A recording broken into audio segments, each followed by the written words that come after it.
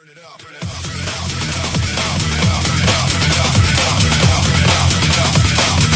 headline, another crisis, another trend.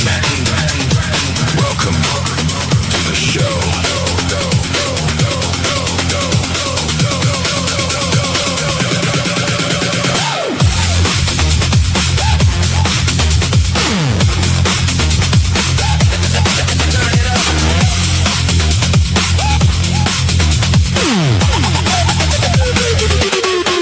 Back when the color bars lit up the screen. Back when test cards and teletext were all we'd read.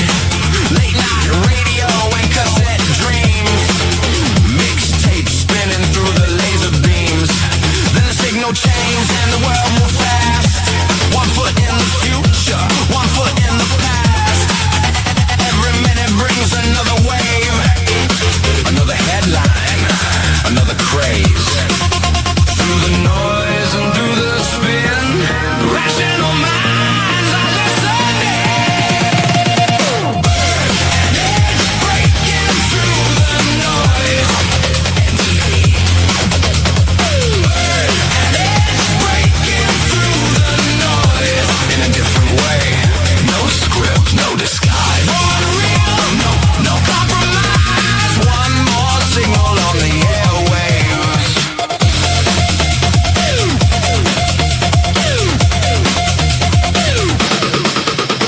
A thousand stories moving through the air.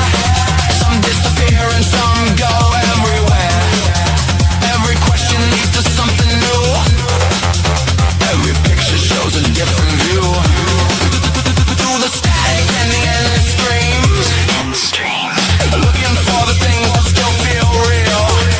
Every chapter, every twist and turn. Another chance to watch and learn.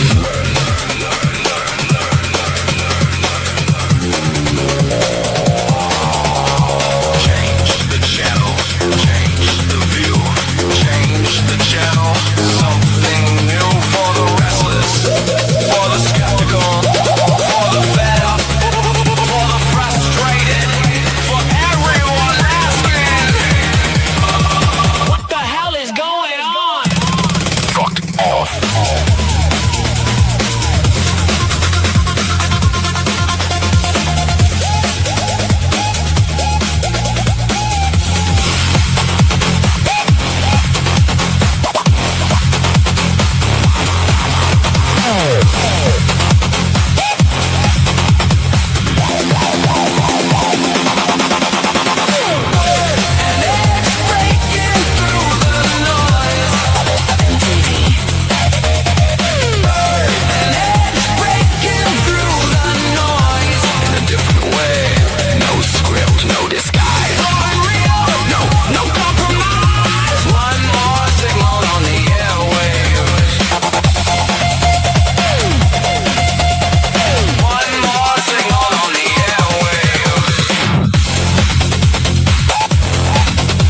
Another headline, another mystery, another signal on the airwaves.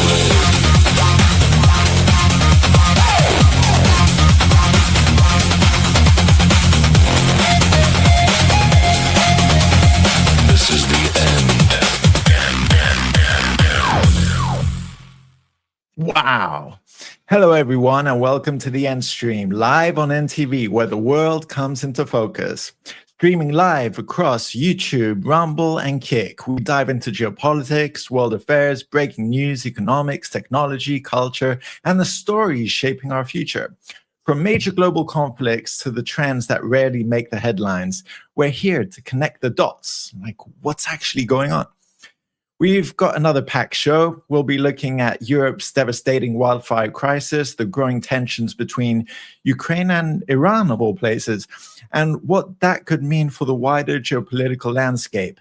We'll also be talking about Germany's evolving role in Europe, artificial intelligence, and the latest warnings surrounding its rapid development. Digital ownership, surveillance, cybersecurity, and much, much more. At NTV, we don't play for political teams. We stand with people. That's our aspect, the humanistic aspect. We ask questions, challenge assumptions, cut through the spin, and explore what's really happening through facts, context, and open discussion. This isn't about telling you what to think. It's about giving you the information and perspectives to think for yourselves.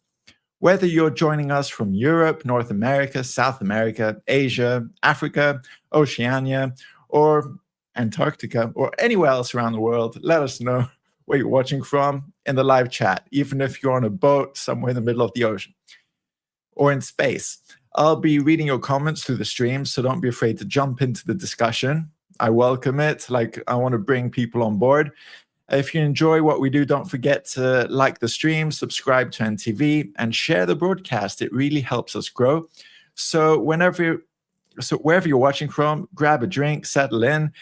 This is the ENDstream, the signal that cuts through the noise. And just before we start, I'm going to show off our channel. So over here is our YouTube channel, and we're simultaneously again streaming on YouTube, on Rumble, and on Kick. Like, this is the current stream, and we're also on Instagram, X, and Discord. All right, so without further ado, let's just jump into what's been going on.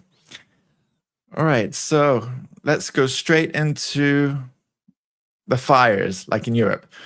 And one of the biggest stories unfolding across Europe right now isn't political, it's environmental.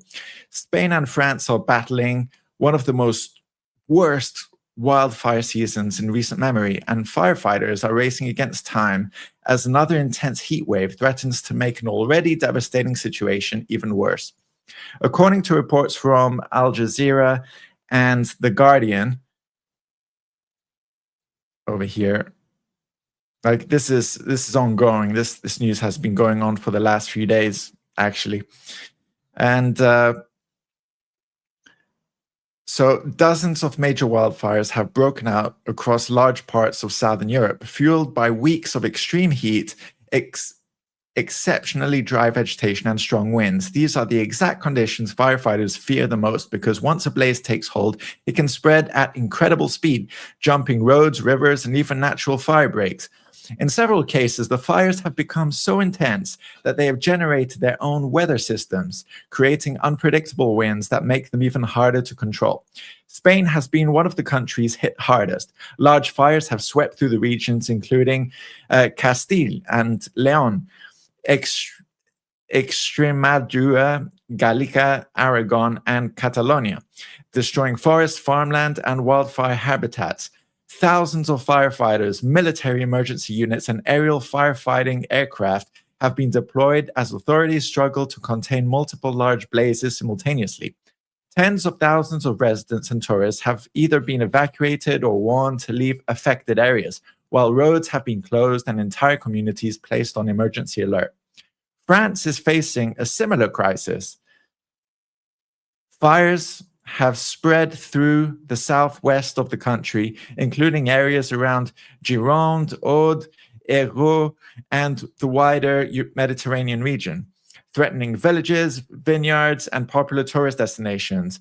Fire crews from across France, supported by aircraft capable of dropping thousands of liters of water in a single sortie, have been working around the clock in extremely dangerous conditions. The arrival of another major heat wave has only increased concerns that existing fires could rapidly expand, while entirely new ones ignite across already tender dry landscapes.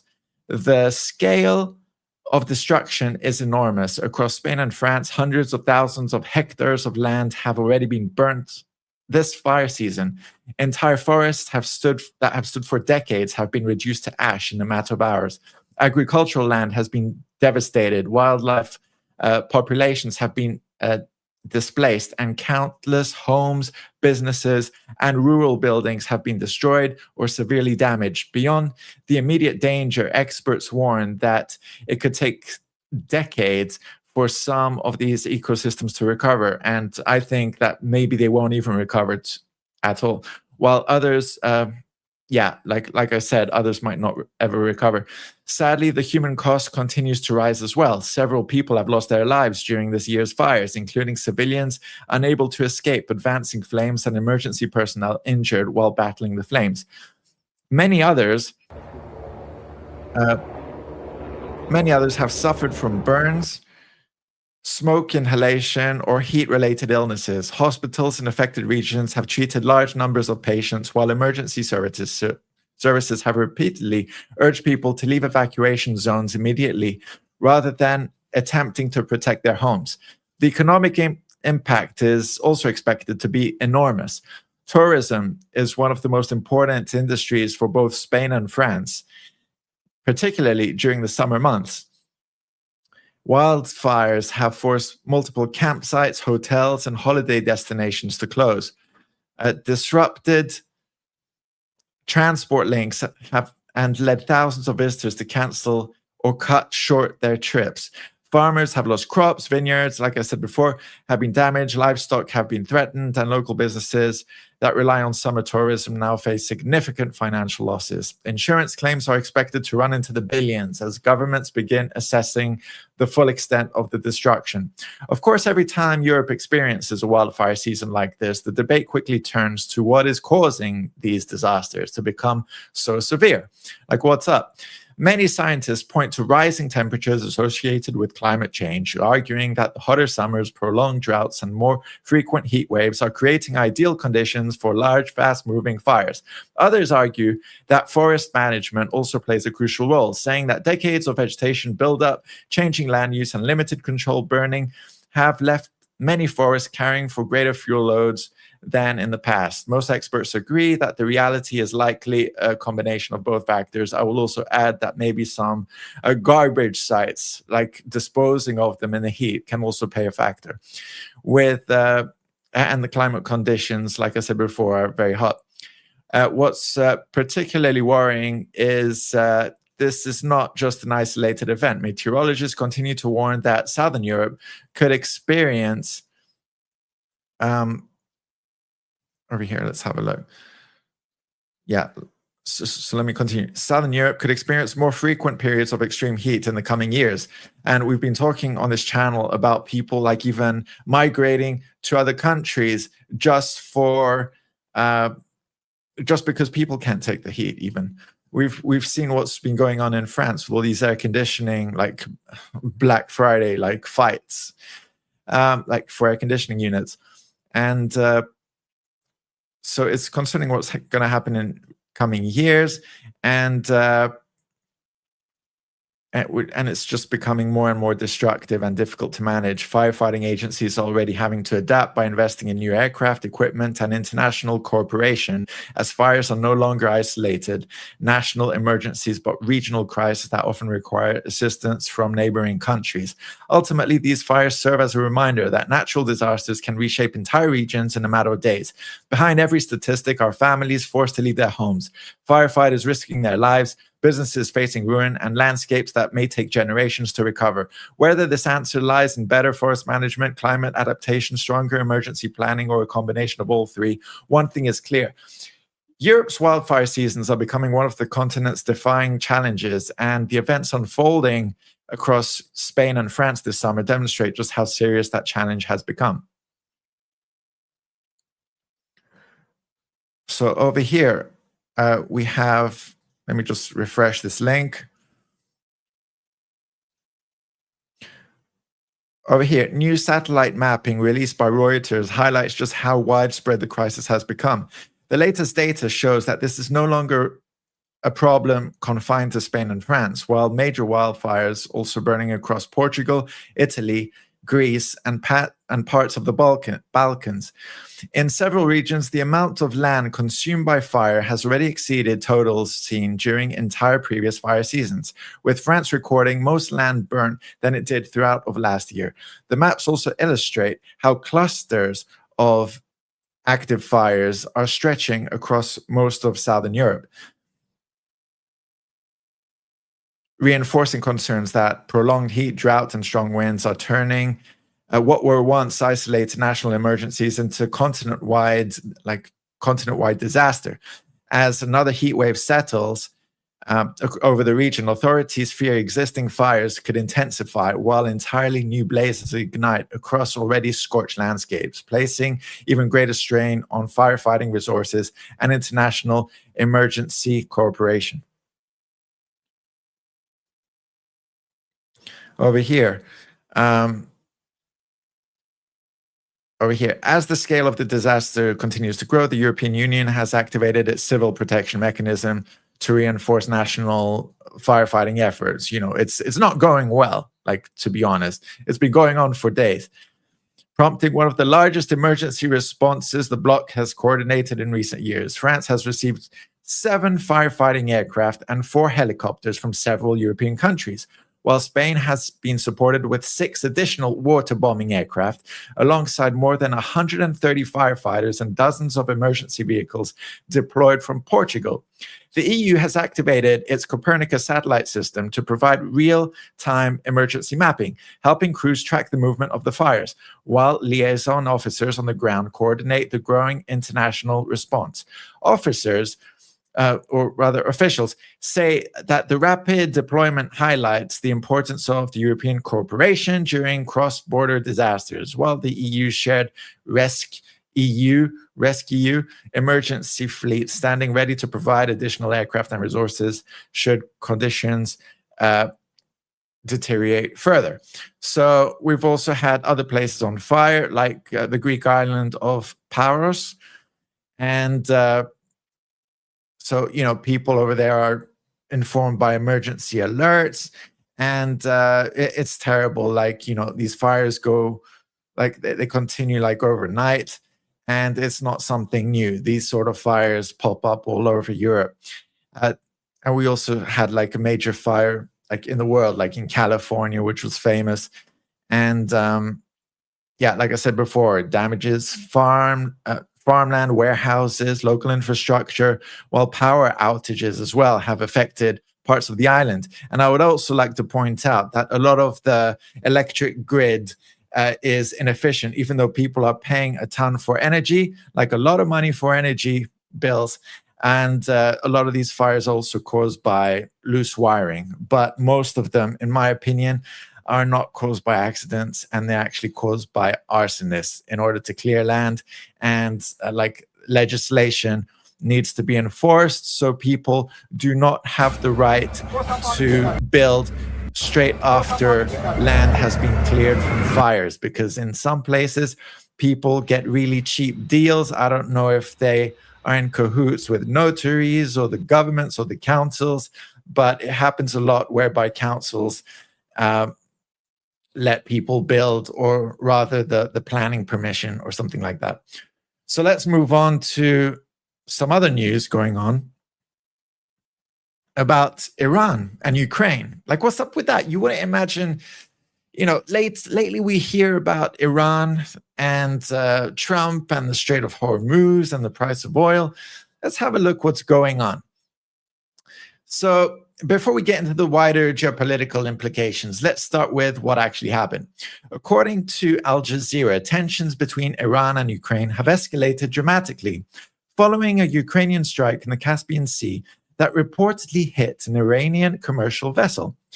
Iranian officials say the attack killed 1 sailor and injured another, prompting an immediate diplomatic response from Tehran.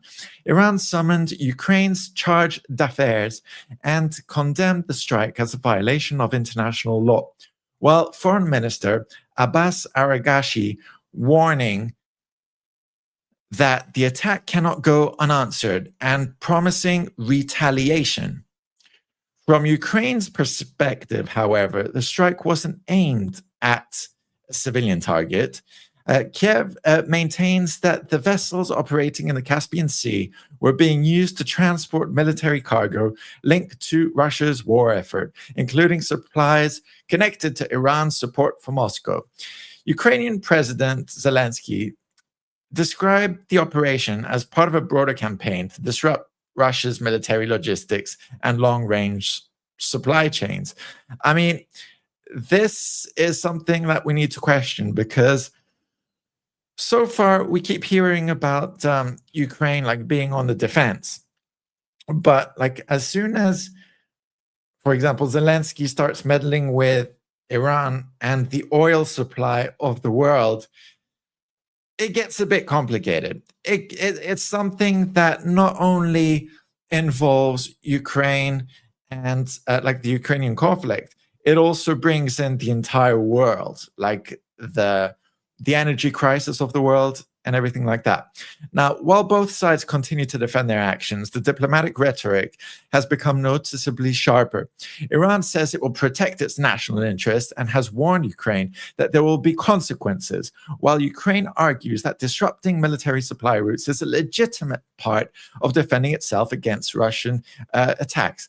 Whatever happens next, this latest incident marks another significant escalation, and it's already prompting questions about whether the Ukrainian conflict is beginning to spread beyond its original borders. And that's where the next article becomes particularly interesting, because it argues these strikes aren't just another military operation. They could represent a much bigger shift in the conflict and in Europe's role within it. So, one of the most striking opinion pieces to come out this week is from Brussels Signal, and it argues that the war in Ukraine may have just entered an entirely new phase. According to the publication, Ukraine's recent long-range drone strikes against the targets in the Caspian Sea don't just represent another attack on Russia's military infrastructure. They've effectively brought Iran directly into the conflict. In the article's view, this is no longer just a war between Ukraine and Russia. It's becoming part of a much wider geopolitical confrontation. This piece centers on a series of strikes carried by Ukraine's security service, or the SBU. According to Ukrainian officials, drones targeted cargo vessels believed to be involved in transporting Iranian military equipment to Russia, as well as Russian missile boats and offshore infrastructure in the Caspian Sea.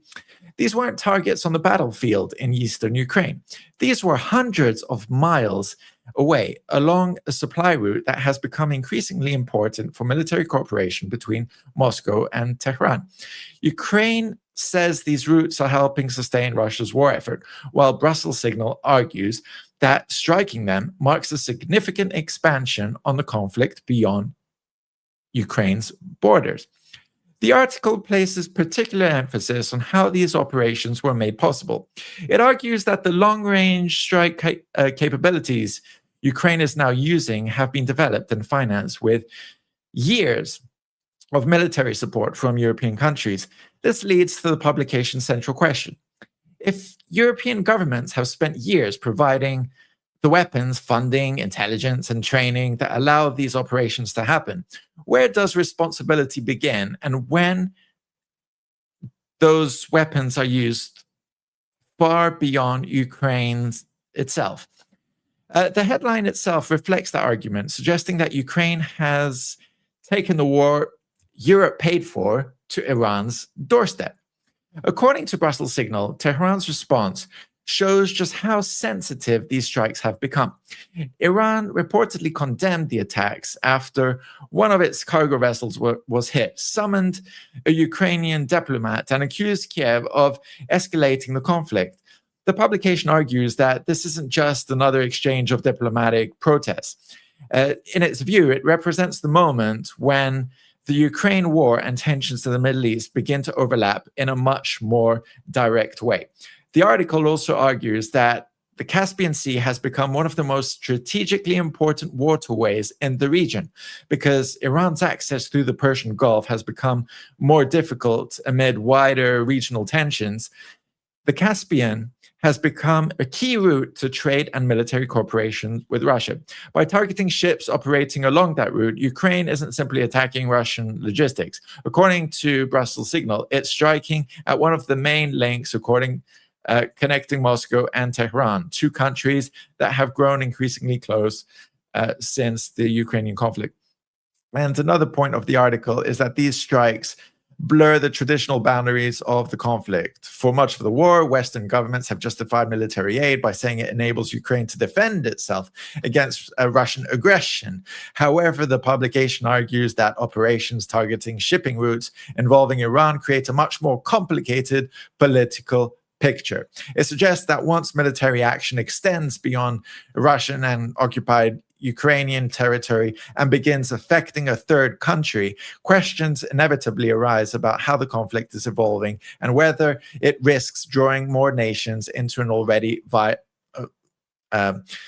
volatile situation. The piece stops short of claiming that Europe or NATO are entering a direct war with Iran. Instead, it argues that recent events make that debate much harder to avoid. As Ukraine develops longer-range capabilities and conducts increasingly ambitious operations, the publication believes the distinction between supporting Ukraine and becoming indirectly involved in a broader regional conflict will receive greater scrutiny. Ultimately, Brussels Signal presents these drone strikes as more than just another military success for Kiev. It argues there's signal that the conflict is evolving into something much larger than a conventional war between Russia and Ukraine. Now, it's important to take this into account and the geopolitical consequences that this has. So over here, we have an article that says, hang on, let me enlarge it a little bit and I'll tell you about it. So this is from yesterday, and it brings us to this report that takes another step back and looks at the much wider picture. According to the article, what happened in the Caspian Sea isn't just another isolated incident in the Ukraine war. It's a sign that the two separate conflicts, the war between Russia and Ukraine and the wider confrontation, including Iran, are beginning to collide. The report explains that the Caspian Sea has become one of the most strategically important waterways in the world. It's the largest inland body of water on Earth, bordered by Russia, Iran, Kazakhstan, Turkmenistan, and Azerbaijan. And in recent years, it's become a crucial supply route linking Moscow and Tehran, as sanctions, regional instability, and military tensions have disrupted other routes. The Caspian has become increasingly important for moving military equipment, trade, and energy between the two countries. And it also says that the Caspian marks significant escalation, and it's a logistics network.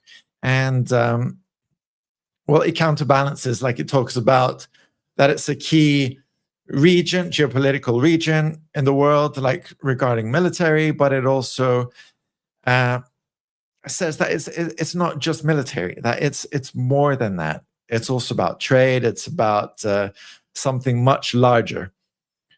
And over here we have another one, an article from 2 days ago. Ukraine strike on Iranian tanker is a message for Trump, and it's in the series like that I'm showing you. It's the final article, and it takes the story in a slightly different direction. Rather than focusing purely on the military operation itself, it looks at the political message between it, arguing that Ukraine's strike wasn't just aimed at Russia or Iran, it may also have been aimed at Washington.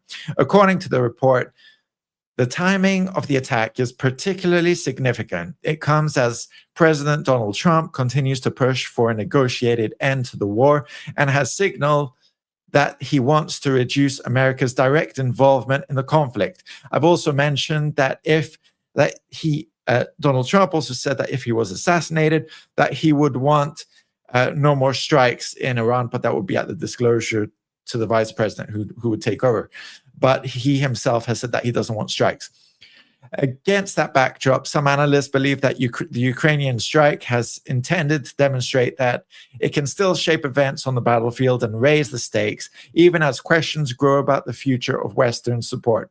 In other words, the operation may have been as much about sending a political message as achieving a military objective. And the article suggests that by targeting a vessel linked to Iran, Ukraine has expanded the conversation beyond its war with Russia. Iran has become one of, it talks about Iran and Moscow and all this stuff, but it basically says the same thing. And speaking about Iran, let's move on. And another major development in the Middle East could significantly shift the region's military balance, according to an exclusive Reuters report citing multiple sources familiar with the deal. Iran is expected to receive the first shipment of up to 400 Chinese-made shoulder-fire air defense missile systems within weeks. The portable missile launchers, known as MANPADS, out of all names, MANPADS, MANPADS, are designed to target low-flying aircraft, helicopters, and drones, giving Iranian forces a more mobile and flexible way to defend critical infrastructure. Following months of conflict with the United States and Israel, the reported deal, estimated to be worth between $60 and $70 million, is said to include Chinese QW-12 and FN-16 missile systems, with deliveries expected to transit through Pakistan before reaching Iran. If confirmed, the shipment would mark one of the most significant military transfers between China and Iran in decades, and further strengthen ties between the two countries. Analysts say Tehran is moving quickly to rebuild air defenses that were heavily degraded during recent fighting, while also pursuing additional Chinese weapon systems, including more advanced missiles. Neither Beijing nor Tehran has publicly confirmed the reported deal, but the development is likely to raise concerns in Washington. I mean, this is straight from Reuters. If they haven't confirmed it, I don't know what. Jerusalem and across the Gulf, whereas officials will be closely watching how Iran's growing military cooperation with China could reshape regional security and influence any future conflict.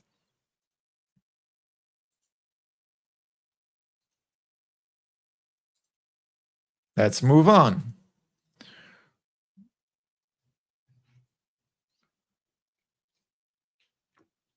All right, this is something that I found randomly online. And this is actually from Substack. Now, here at NTV, we try and get sources from like some reputable articles, but we also go on social media to also see what other people have posted on the ground. And I find this very important that we get different sources. So over here, we have something from a channel on Substack, which is called the Transatlantic Intelligencer. I found it quite interesting. And it's an opinion piece, okay? And it comes from journalist John David Rosenthal on Substack. And it asks a fairly provocative question. Has Germany effectively become a partner in the Ukraine war? Now, this isn't about Germany officially declaring war or sending its own troops into combat. Instead, Rosenthal is looking at something much more subtle. He argues that while German politicians and legal experts continue to insist that Germany is not part of the conflict, the country's actions and messaging increasingly tell a different story. The article focuses on a new advertising campaign that has appeared around Kiev, including inside the city's metro system. These posters weren't created by the Ukrainian government. They were sponsored by Germany. According to Rosenthal, that's what makes them so significant. He believes that they go beyond simply showing political support for Ukraine and instead present Germany as an active partner in Ukraine's military effort. One of the posters features the Ukrainian word razom. I think that's how you say it. I'm not sure, to be honest. And meaning together. Alongside it are the German and Ukrainian national colors flying together like a banner, while several drones head towards a target in the distance. Smoke is already rising from the impact area, while the German newspaper Handelsblatt suggests it likely meant to represent burning Russian oil refineries. Rosenthal points out that Russian oil refineries are, of course, located inside Russia, not Ukraine, arguing that the imagery isn't depicting defense, but offensive military operations. Rosenthal also points to a promotional video published by the German embassy in Ukraine on X. And the video features the same razom. Hang on, let's have a look. Where is this? Okay, anyway, let's just keep going. And branding and similar military strategy. What really catches the attention, though, is the accompanying caption, where the embassy says the German-Ukrainian partnership just hits the mark. Over here. And to Rosenthal, that's a revealing choice of words. He argues that if Germany is publicly branding itself as a partner in Ukraine's military campaign, then it is becoming increasingly difficult to maintain the legal argument that it remains outside the conflict. That ultimately is the central question the article raises. Rosenthal isn't arguing that Germany has formally entered the war in the legal sense. Instead, he's questioning whether there's now a growing gap between Germany's official legal position and the image it's projecting onto the world. On the one hand, Berlin continues to say that it isn't a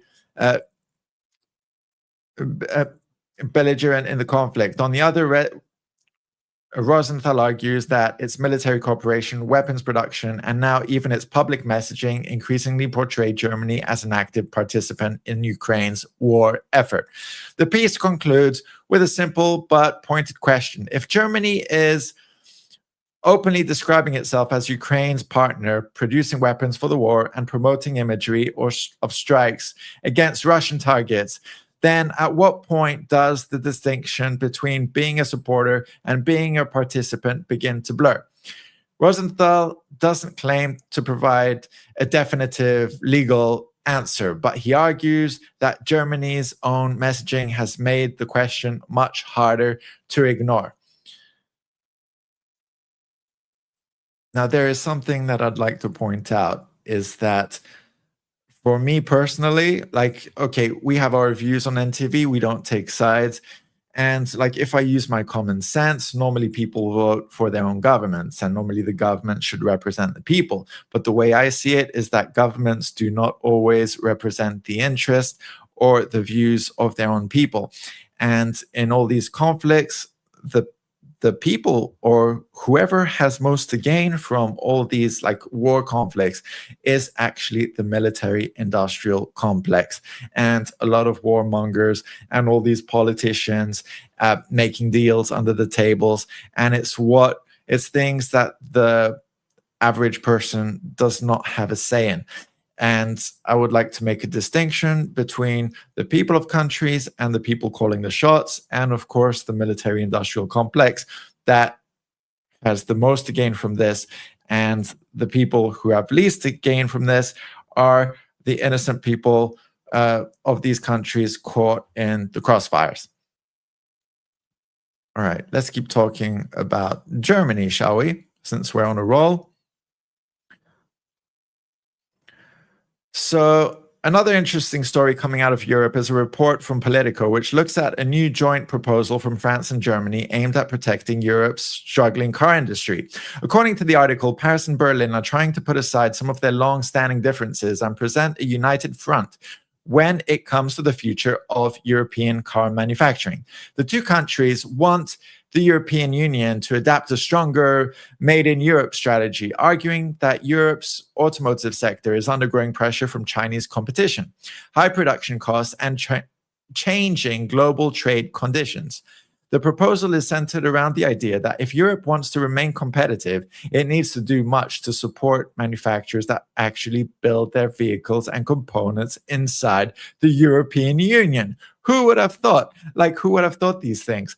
The article explains that France and Germany are pushing far stronger protections within the EU's Industrial Accelerator Act, making it more attractive for companies to manufacture in Europe rather than relying heavily on imports or overseas production. Let's just say China.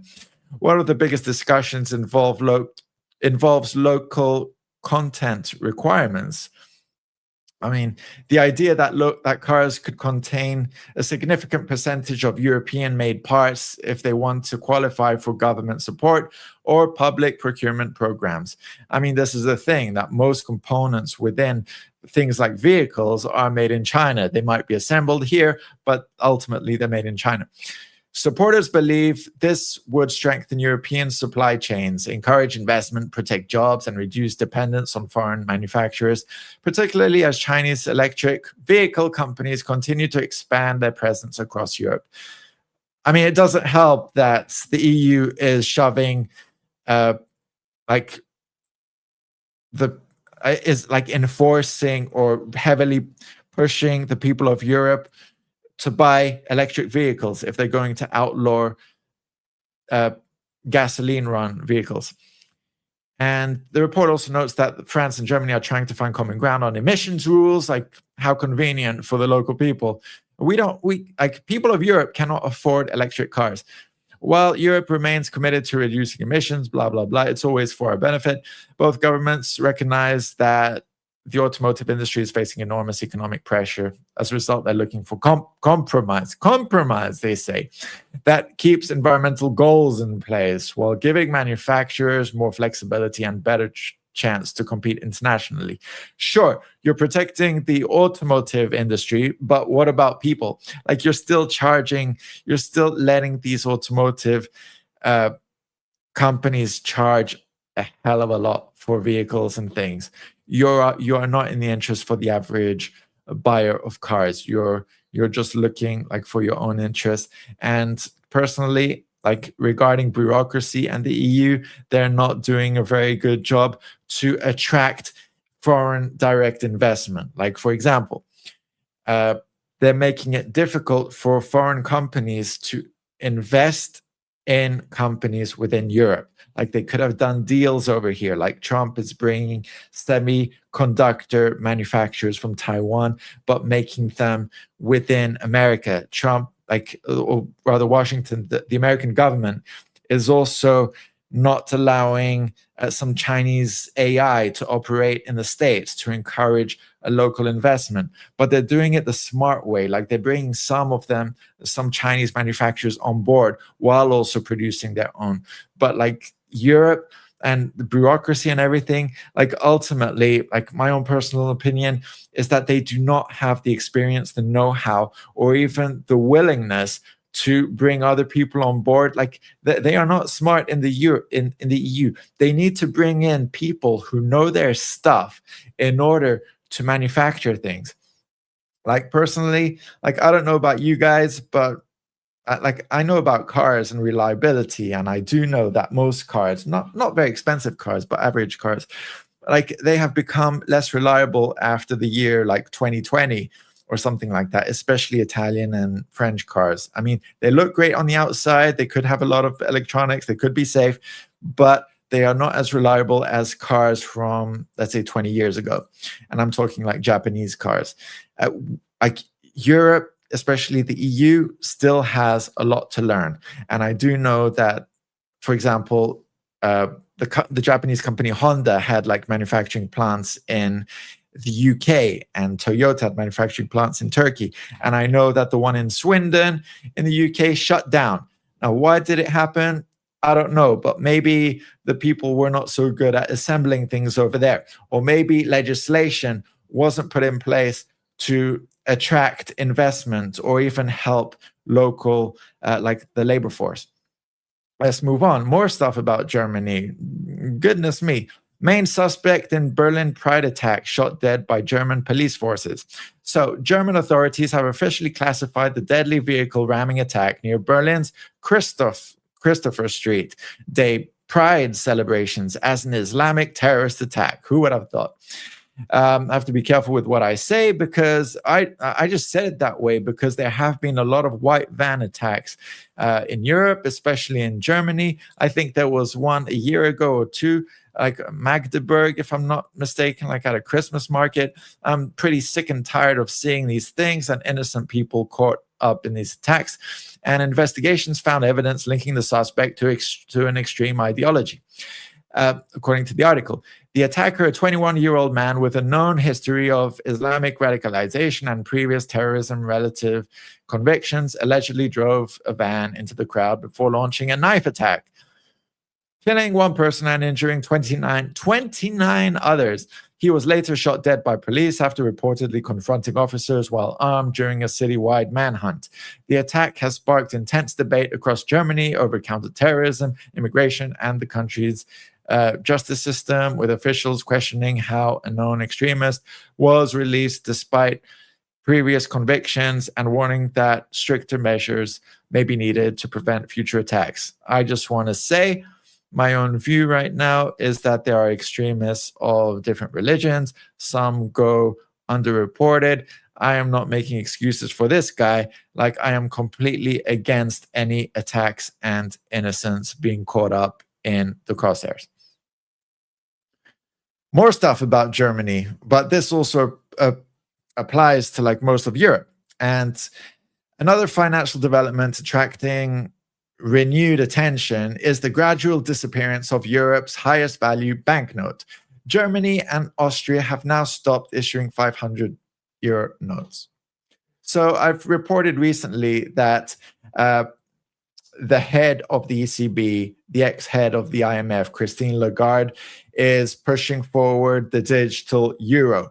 She claimed that supposedly physical money is not disappearing, and also to justify this, they have also proposals for new banknotes. But it's kind of weird how they're phasing out 500 euro notes. I know in some countries, like in Greece, that if that 500 euro banknotes are not allowed to be spent out of all things. Why is that?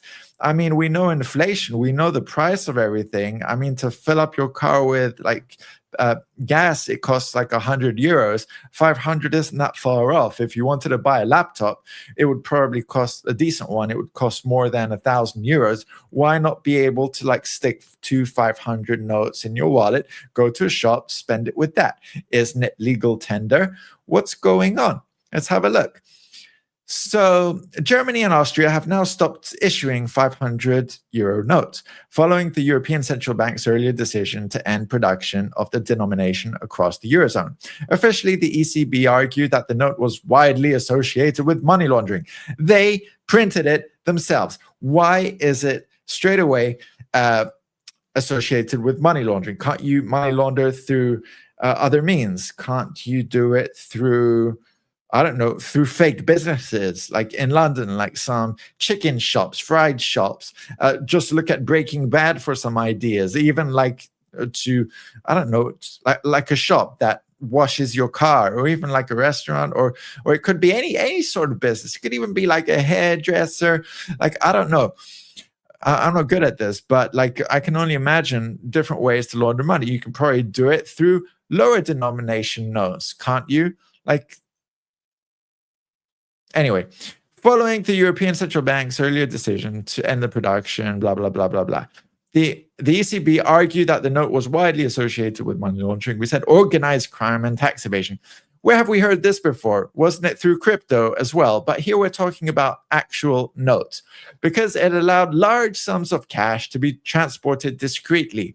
Well, wasn't there an incident in the EU where this... was she Greek or Cypriot? Some EU woman was caught with some woman working in the EU Parliament or something, and she was caught with, I think it was Qatargate. Let me look this up. Qatar EU briefcase money. Let's just have a look. Here, Qatar corruption scandal at the European Parliament. Right. Now, most people do not have MEP denies Qatar bribery after 1.5 million euros seized. I mean, thank goodness they have political immunity, right? Nobody can touch them. Greek MEP Eva Kaili has denied involvement. She is one of the 4 suspects charged at Belgian investigators found 1.5 million euros in 2 homes and a suitcase. Like, we are talking about stuff within the EU. This happened like 3.5 years ago. Like, come on. Who's the guilty one? Does everybody have 1.5 million euros? Are you joking? Are you serious? Anyway, let's have a look. One of the world's highest value banknotes, blah, blah, blah. Leave Switzerland, 1,000 franc bill. Anyway, let's go on.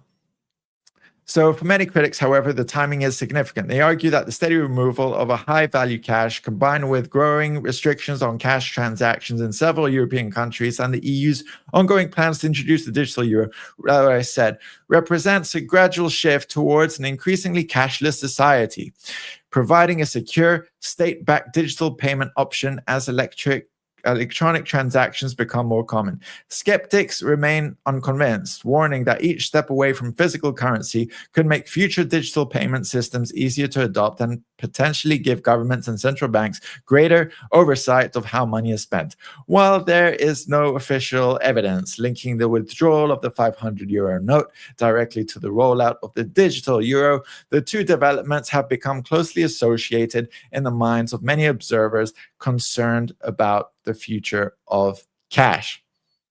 Right, let's see what else is going on in Europe. So you'll remember what happened with Orban, that the leader of Orban was out, and then he was replaced by this guy.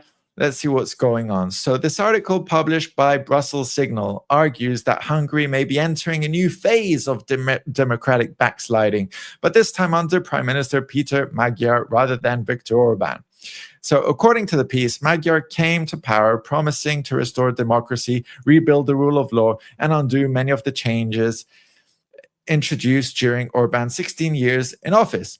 However, Brussels Signal argues that instead of simply reversing those policies, the new government is beginning to use many of the same constitutional tools that Orban himself was criticized of using. The columnist points to several recent constitutional changes as evidence.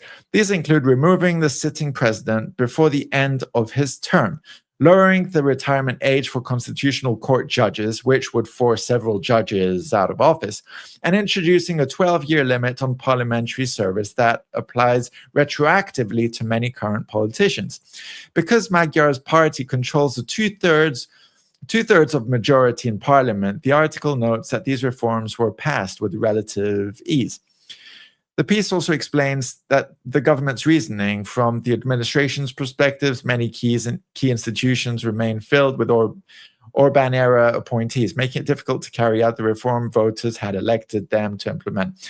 As a result, these constitutional changes are presented by the government as necessary steps to restore the rule of law and dismantle the political system inherited from the previous administrations. Now, where Brussels Signals raises concerns is over the precedent being set. The publication questions whether any government should use its parliamentary majority to reshape the constitutional system so extensively, particularly when those changes affect officials who were appointed or elected under the previous legal framework. The concern isn't only about the reforms themselves, but about how much power an increasing government should have to rewrite the rules once it takes office. Another major theme throughout the article is what it describes as a possible double standard.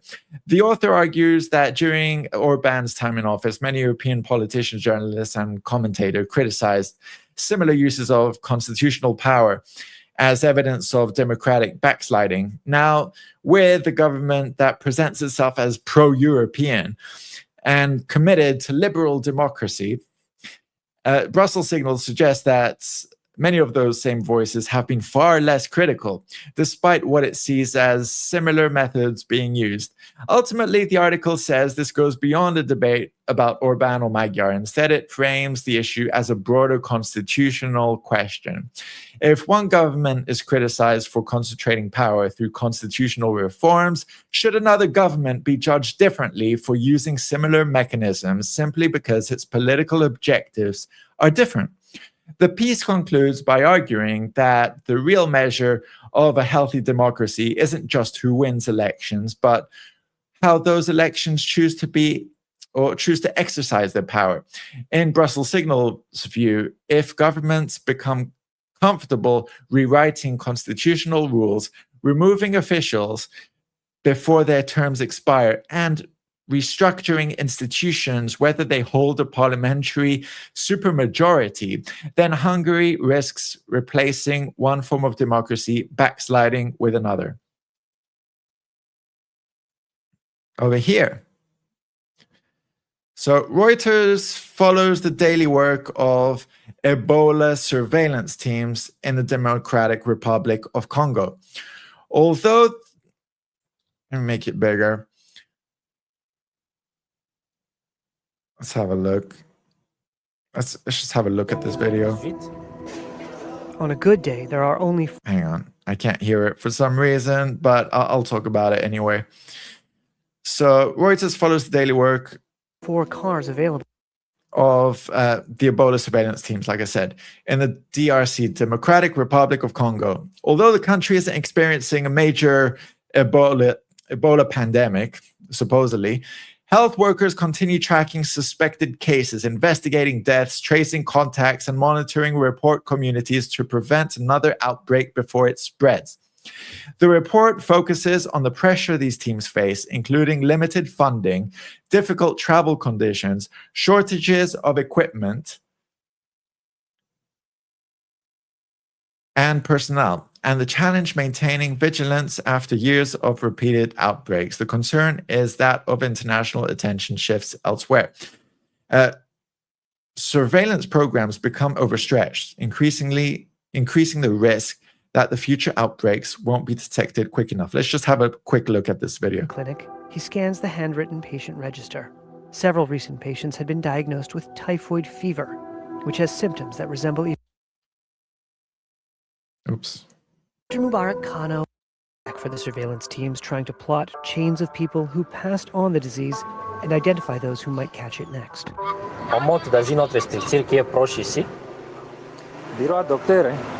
At another clinic, he finds evidence of a patient who had already left for an Ebola treatment center. Even before our arrival, the patient and their family had decided to go there. As for us, we will simply record this as an alert, and we will contact the Elikia Treatment Center to carry out a more in-depth investigation. It's pretty concerning because so much of this news goes completely underreported. Now, I'm not a fan of vaccines. I hope you guys know that, and I think possibly a lot more than like 2 COVID shots is like way more than enough. I am not into that stuff. I'm not even into one. To be honest, if I wasn't... Anyway, I'm not going to go into the COVID discussion, but this sort of thing needs to be monitored. And I also am against aside from the military-industrial complex, I'm against big pharma. Let's move on to another place in the world, Cyprus, out of all places. So, an unusual political controversy has erupted in Cyprus after Israeli opposition leader Gadi Eisenkot's party placed Hebrew language election billboards along roads leading to and from Larnaca Airport. The campaign targets Israeli tourists and residents, encouraging them to enjoy their holiday before returning to Israel to vote in October's parliamentary elections. While the advertisements are aimed at Israeli citizens rather than Cypriot voters, their appearance outside Israel has sparked a heated debate over foreign political campaigning and national sovereignty. The billboards have drawn criticism from Cypriot politicians and members of the public who argue that Cyprus should not become a platform for another country's election campaign. The controversy has also ignited broader discussions about the growing Israeli presence on the island, while increasing numbers of Israeli tourists, property buyers, and businesses establishing themselves in Cyprus in recent years. Some critics see the campaign as another example of expanding Israeli influence, while others argue that advertisements are simply targeting Israeli visitors in one of their most popular holiday destinations. The advertising campaigns, agency behind the billboard, says it was a standard commercial booking and does not represent a political endorsement. Now, I want to say, imagine if we had Donald Trump's ads all over Europe, all over the world, in Africa, in Asia, or something. I mean, ads are ads, but I don't think it's right to be able to push all this like political advertising all over the place.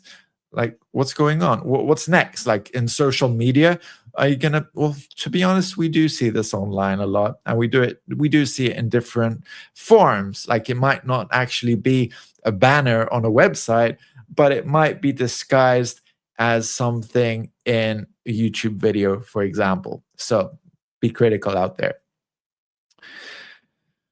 So, without further ado, let's move on to something kind of interesting, or to the deep dive section of this end stream. So, let me just say, if you haven't already, be sure to subscribe, leave a like on the channel, and we have a lot of videos coming out. We're simultaneously streaming on YouTube, on Rumble, and on Kick. So, I'm going to be talking a bit about London. And this all stems from an article by somebody we all know. Sadiq Khan, out of all people. If you've been living under a rock, or if you're new to the world, or if you don't follow news, it will be completely understandable to not know who this guy is. But if you don't know him, I will bring you the misfortune of telling you what's up. So here's an article from The Guardian. London Mayor Sadiq Khan argues that the capital is actually one of the safest major cities in the world. He points to official crime figures, failing homicide rates, and other statistics to make the case that London has been unfairly portrayed online as dangerous, chaotic, and in decline. His message is simple. Don't believe what you see on social media. Believe the data. So as somebody who has in the past lived in London, I will say London has a bit of everything. It really depends on what area you go to. It depends on what time you go to these areas. And sometimes you might be in an area which is always peaceful, but then something random happens out of nowhere, and then it's chaotic. So experiences can differ from one person to another. Now, if those crime figures are improving, that's obviously good news. Nobody wants crime to increase, but I think the article misses something much bigger. People don't live their lives through spreadsheets or government reports. They experience London by getting up every morning, going to work, paying their bills. Yeah, I'm sure everybody's excited by that. Commuting across the city and trying to build a future, as hard as it is. If more and more people feel that life is becoming harder, then simply pointing to crime statistics isn't going to convince them otherwise. Reading the piece, I couldn't shake the feeling that it was aimed less at Londoners and more at the rest of the world. It almost feels like a defense of London's brand, as if the priority is reassuring investors, tourists, and foreign media that everything is under control. But the average Londoner isn't waking up worried about the city's international reputation. They're wondering whether they can afford another rent increase, whether they'll ever even own a home at that, or whether their salary will stretch to the end of the month. I'm not even talking to you guys about saving. Housing is probably the biggest example of this disconnect. London has become one of the most expensive cities on earth for many young people. Buying a home has gone from being a life goal to feeling like a fantasy. Even renting has become incredibly difficult, with many people spending huge chunks of their income just to keep a roof over their heads. To be honest, most time they spend is at work, and the only time they spend at home is just to sleep. According to the Greater London Authority's own figures, more than 75,000 households are now living in a temporary accommodation, the highest figure since records began, and almost 100,000 children are growing up in these households. London has also more households in temporary accommodation than all other regions in England combined. Now, there's like a couple of other like articles over here, websites. And this is the state of London in 2026. This is apps.london.gov.uk. And it talks about like the housing affordability over here over the years, that it hasn't changed. But like, look at this. I'll make it bigger so you guys can see. Affordability in the private rental sector is just increasing. Like, we're getting a huge like divide between the richest people and the poorest people. There are few people who are like incredibly rich who own like multiple houses, and you have other young people who can't even like afford rent. It is like absolutely ridiculous. And over here, like there's another article, data.london.gov.uk, and it like the information is just not good. It talks about like foreign investment, consumer confidence, and housing pressure, homelessness, things like that. Now, about homelessness, like it's a serious concern, and you wouldn't think about this in one of the biggest cities, but a lot of cities have this. Like even in LA, out of all places, like in the States, like if you think about Skid Row or something like that.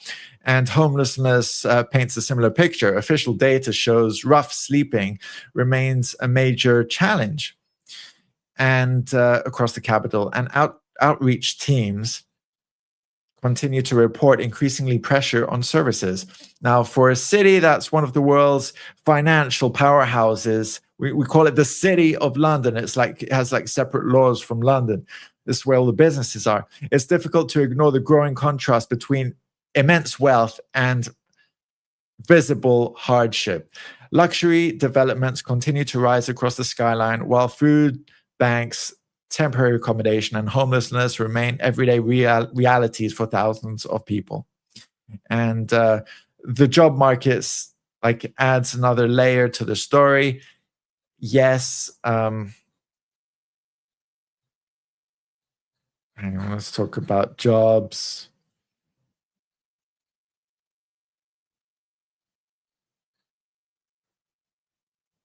And so London is a global financial center. There are opportunities, but competition is extremely fierce. Stable careers are harder to secure than they once were, and many young workers feel that no matter how hard they work, they're constantly failing behind. And I'm not. Remember, I didn't say falling behind. I'm saying failing behind. You can earn what would be considered a good salary almost anywhere else in Britain and still struggle once London's rent, transport, and everyday living costs are taken into account. That's what makes Sadiq Khan's own story so interesting. He often speaks proudly about growing up as the son of a London bus driver and how the city gave his family the chance to get ahead. It's a story that represents the London dream, but many people today would argue that dream is becoming harder and harder to achieve. The opportunities that existed for previous generations don't necessarily feel accessible today, especially when housing alone can consume such a huge proportion of your income. I remember when I lived there, 2/3 of my income, like every month, was going just on rent onto a place where I would just sleep. I wouldn't do anything at home. I was at work all day, and at weekends I was out, but I needed a place to stay, and I was paying 2/3 of my wage on rent, a place which I didn't even own. This also fits a broader pattern throughout Khan's time as mayor. He's been there for many, many years. He's often placed significant emphasis on how London presents itself to the world. One example was Transport for London's decision to restrict advertisements considered likely to promote unrealistic body image standards across the underground and the bus network. Now, supporters praised the move as a positive public health initiative, while critics argued it was another example of politicians deciding what the public should and shouldn't be exposed to. Whether you agree, well, some people would say it was like a religious thing. Whether you agreed with the decision or not. It reflects a style of leadership that places considerable importance on shaping the public environment and the city's image. But perhaps the biggest conversation isn't about crime at all. It's about quality of life. London is becoming increasingly digital, increasingly monitored, and increasingly expensive. It's already one of the most surveilled cities in the Western world, with extensive CCTV networks, automatic number plate recognition cameras, and expanding live facial recognition technology being deployed by the Metropolitan Police. Supporters argue these tools make the city safer. Critics ask where the line is between security and privacy, and whether today's technology could become tomorrow's infrastructure for much broader monitoring. So over here, we have a link from the Metropolitan Police. Facial recognition technology. I mean, this kind of reminds me like all these movies like Minority Report and all these dystopian movies. I mean, look at the article. If you've heard London is dystopian and dangerous, read this. It is. I mean, yeah, but like who's watching the watchers? Like they're watching you, but who's watching the other people watching you? And why are these people not looking closer at politicians, for example, who have diplomatic immunity? Take away their immunity. That, like, politicians should be tried just like the rest of the people. Why are they better? Why are the EU's politicians like Xerxes from the movie 300? I mean, look, this is a typical like European politician. Look at him here. He thinks he is a god, or rather, like in his own world, he is a god. Look at him. This is a typical EU politician. Look at him. Let's move on. Then there's the wider technological shift we're all living through. Most of our lives, or rather more of our lives now exist on remote servers than ever before. Our banking, shopping, work, entertainment, personal photographs, documents, and even conversations, like even our conversations online, are increasingly rely on cloud infrastructure owned by a relative small number of global technology companies. Now, you've heard about the EU's chat control as well. So it's not just chats that are all being stored and monitored. It's also photos. It's photos of your kids. It's everything. It's incredibly convenient, but it also raises an important question. What happens when access becomes more important than ownership? When so much of modern life depends on systems controlled by somebody else? How much control do we really have ourselves?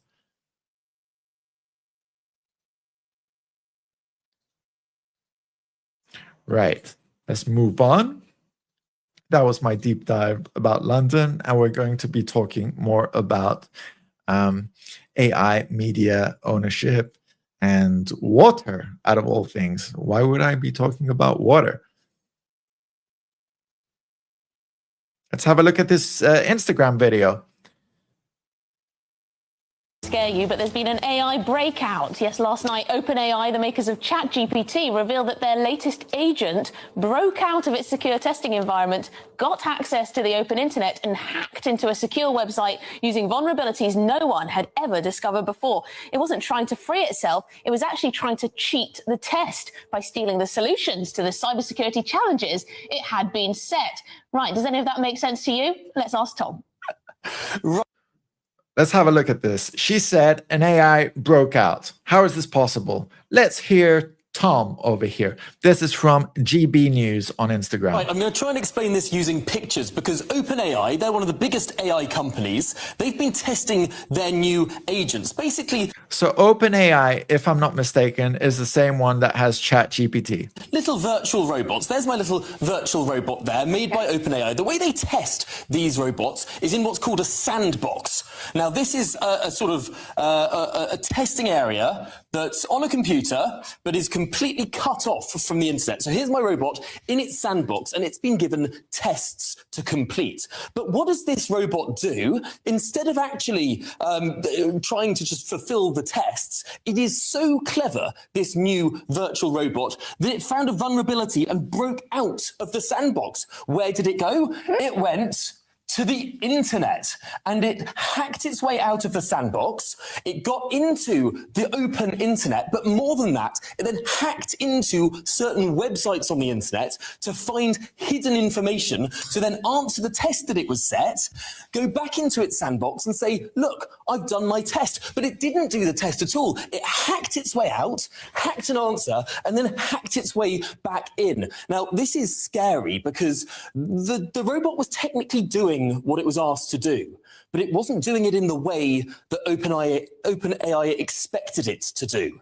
It went rogue in order to find a shortcut, and that has pretty troubling implications. It went rogue. It went rogue.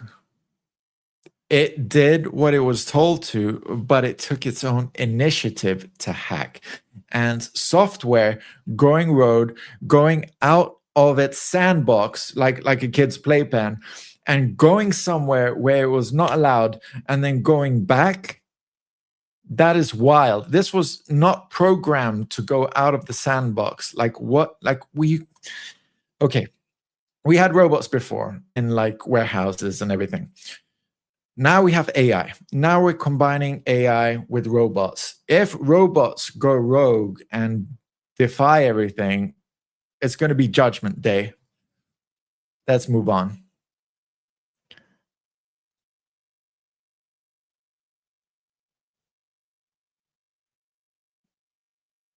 Hey, Fresh KY6. If you want, I'm all up for that. Thank you. That would be great. That would be great. Sure, you can do that if you want. I'm up for that. So over here we have an article from Elon Musk. He warns humans will lose control of Earth by 2036. And Elon Musk has once again issued a stark warning about the future of artificial intelligence, predicting that AI could surpass the combined intelligence of humanity within the next 5 years, and that humans may no longer be in control by around 2036. Speaking about the rapid pace of AI development, Musk argued that process is now effectively impossible to stop, making cooperation between the world-leading AI companies more important than ever. He has proposed regular meetings between the heads of major AI labs to discuss safety, monitor new breakthroughs, and reduce the risk of dangerous systems being released without sufficient oversight.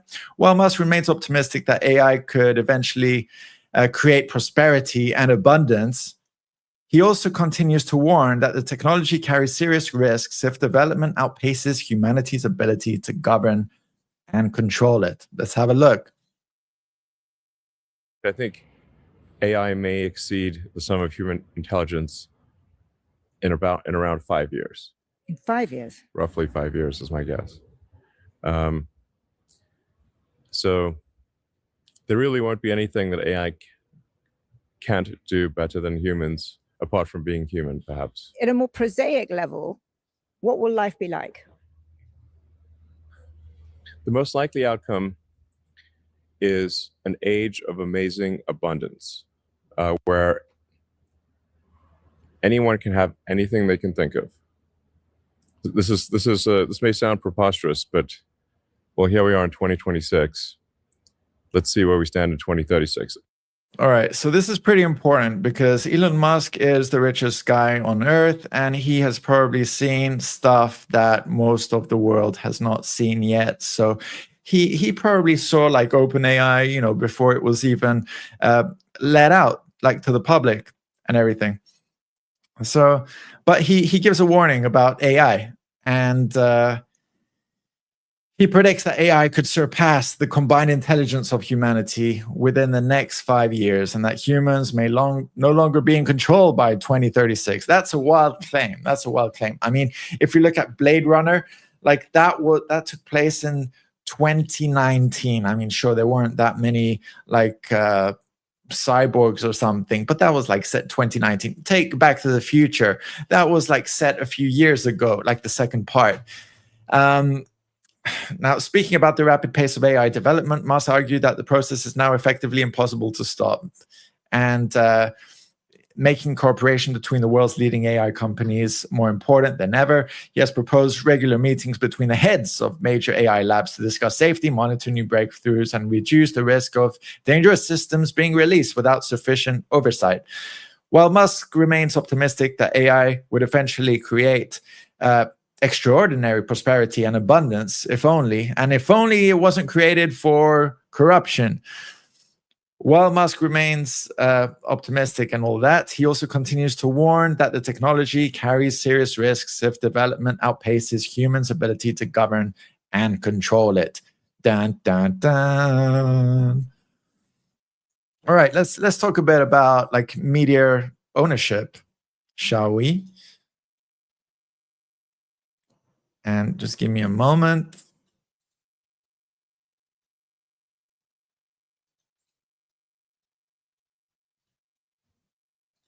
Just opening a link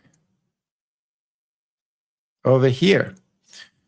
So one article that really caught my attention this week comes from Current Affairs over here. And it tackles something that most of us probably don't think about until it's too late. Do we actually own the things we buy anymore?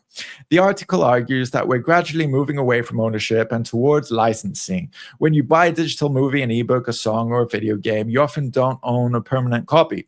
You've simply bought the right to access it under a company's terms and conditions. If that platform loses the rights, changes its policies, or shuts down altogether, the content you paid for can disappear. According to Current Affairs, that's a fundamental shift in the relationship between consumers and the products they purchase.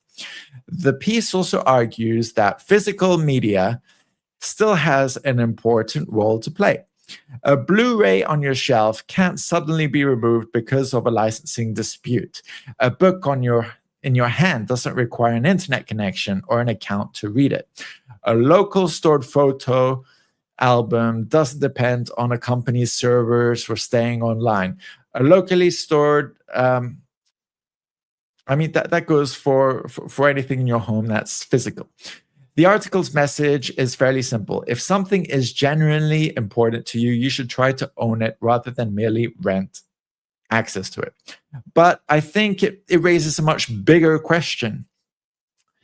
And that is one that goes beyond movies, games, or music. More and more of our lives are moving into enormous data centers. Our emails, family photos, financial records, calendars, documents, conversations, and increasingly our AI assistants, right? Like ChatGPT, all exist on servers owned by a relatively small number of technology companies. We casually call it the cloud. But in reality, the cloud is simply someone else's computer. The more our lives become digital, the more dependent we become on infrastructure that we don't own and can't control. Now, there are obvious advantages to this. Cloud services are convenient. It's all for our convenience, right? They make collaboration easy. They help prevent data loss, and they let us access our information from almost anywhere in the world. But convenience has a habit of becoming dependence. Once entire industries, governments, and individuals rely on a handful of companies to store, process, and distribute information, those companies inevitably become some of the most powerful organizations on Earth. That's where the biggest questions begin. Who ultimately controls that infrastructure? Who decides what stays online, what gets removed, what gets prioritized, and what gets restricted?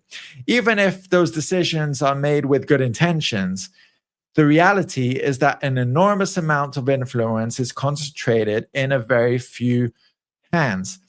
We're already seeing fierce debates over content moderation, AI regulation, and like online identity, encryption, digital services. Governments, including the European Union, increasingly want technology platforms to remove certain content more quickly, comply with new regulations, and take greater responsibility for what appears online. This was also the case for crypto. For example, MasterCard and Visa not accepting payments for people to buy crypto because it was not in their interest. They have not adopted their financial models to adopt crypto. They are in cahoots with the banks and banks have governments under their wings. Anyway, supporters argue these measures are necessary to combat illegal material. Here we go again. It's all for security and our interest, misinformation and online abuse. Critics worry they could also expand the power that governments and large technology companies have over the flow of information. I don't blame them. This is what's happening, right? When you put all these developments together, it's difficult not to notice the direction of travel. More of our entertainment, our communication, our work, and even our memories are becoming digital first, hosted remotely, and dependent on systems controlled by others. Whether it's your media library, your documents, or your digital identity, ownership is slowly becoming replaced by access. Everything is on this like Google Cloud Drive stuff, OneDrive, and all this stuff. It's shoved down our throats on our new OSs, be it on your phone, be it on your computer, be it anywhere. It reminds me of when books like George Orwell's 1984, Aldous Huxley's Brave New World continued to resonate. They weren't predictions of specific technologies. They were warnings about what can happen when power and information become increasingly centralized. We're obviously not living in those fictional worlds. I'm not saying it literally, but they encourage us to ask an important questions. As we embrace technologies that make life easier, are we also giving up more control than we realize? Maybe the answer is no. Maybe these systems will continue to benefit society while protecting individual freedoms. But the article from Current Affairs, if it teaches us anything, it's that ownership matters, because once we stop owning the things that matter to us, we become dependent on whoever controls access to them. And that's a conversation worth having before the digital future becomes the only future that we have. And if you think that all of this sounds a bit theoretical, here's a perfect example of why this debate matters. A recent report from Unilad Tech highlighted growing concerns among PlayStation users after many discovered that Sony's terms and conditions allow inactive accounts to be closed after an extended period, potentially putting access to digital purchases at risk. While the policy itself isn't new, and Sony says users would be warned beforehand, it reignited a much bigger conversation that gamers have been having for years. When you buy something digitally, do you actually own it? Or are you simply paying for a license that exists only as long as the platform allows it? And this is one of the biggest concerns for PC gamers, as everything is basically on the platform called Steam, owned by like Valve or Gabe Newell and stuff like that. Like, if that goes down, what are PC users gonna do? And the timing couldn't be more interesting, because Sony has also announced that it plans to move away from physical PlayStation game discs from 2028, pushing the platform even further towards a digital-only future. For many players, that raises obvious concerns. Physical games can be kept on a shelf, lent to a friend, traded in, sold secondhand, or played years later without relying on a company's servers. Digital purchases are different. They depend on accounts, licenses, online storefronts, and infrastructure that consumers don't control. To be fair, Sony isn't the only company operating this way. Digital licenses have become the standard across much of the entertainment industry, from gamers and films to music and ebooks. But that's exactly why this conversation is becoming so important. We're slowly reaching a point where ownership itself is becoming replaced by access. We don't necessarily buy products anymore. We buy permission to use them under someone else's rules. That brings us right back into the point made by Current Affairs. Once physical media disappears, consumers lose far more than just a plastic case sitting on a shelf. They lose independence. Every purchase becomes tied to an account, a platform, a license agreement, and a company's continued willingness to provide access. Maybe nothing ever goes wrong, but if policies change, licensing agreements expire, servers shut down, or accounts are lost, the thing you thought you own can suddenly disappear. How many times have you watched Netflix and you're scrolling through the menu, you wanted to watch a movie, and then you go back and it's disappeared because Netflix doesn't have the license to show you it anymore? What's up with that?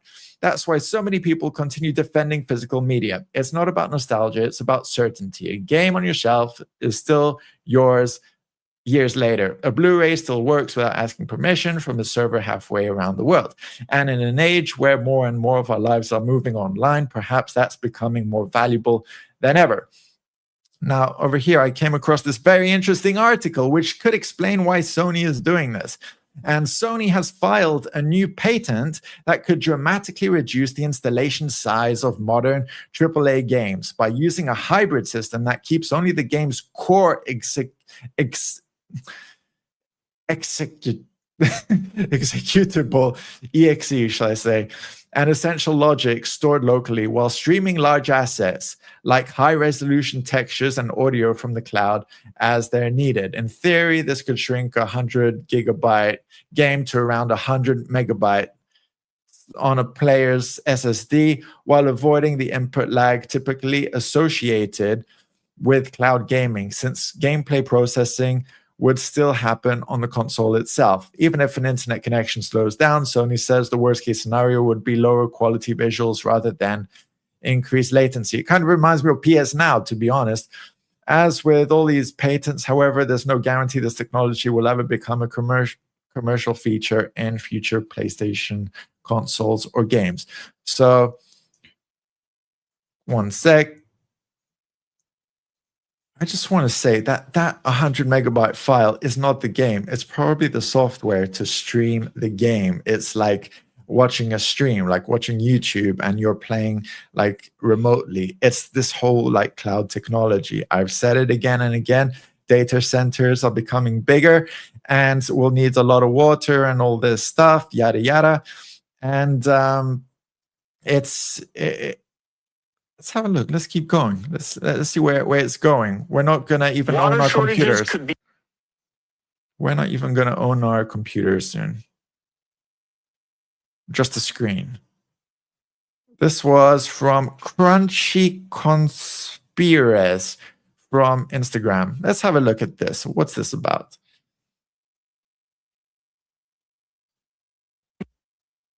Mass mortality event the world has ever seen.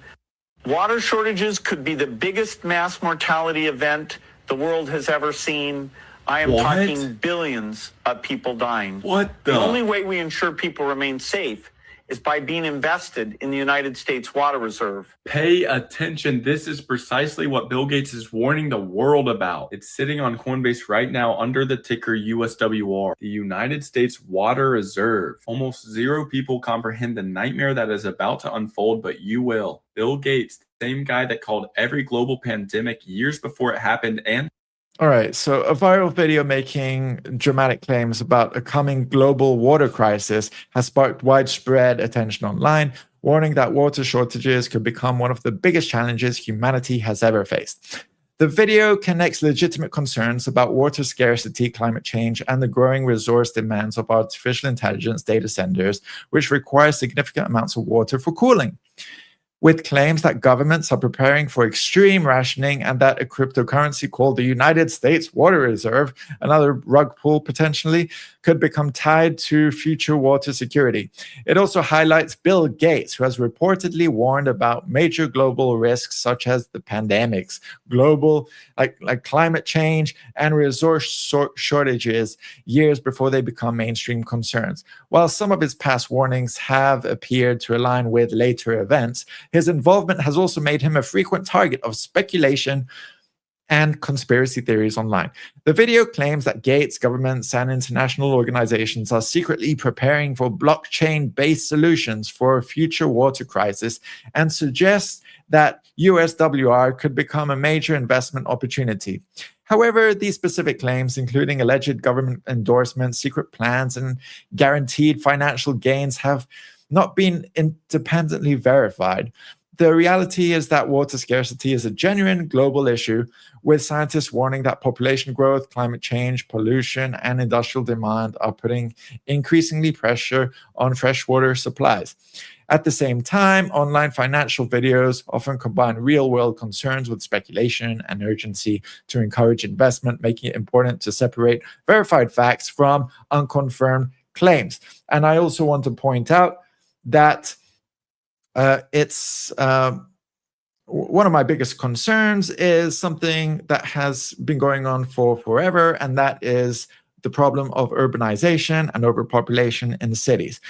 It's important for countries to spread out their people, to make jobs elsewhere and not just in one or two cities of a country, because then it's just overcrowded with like public transport. Like they block all these rivers, and people don't have water, and it's just terrible. Like not just for the environment, but like everybody lives terribly, and it's a huge shit show basically in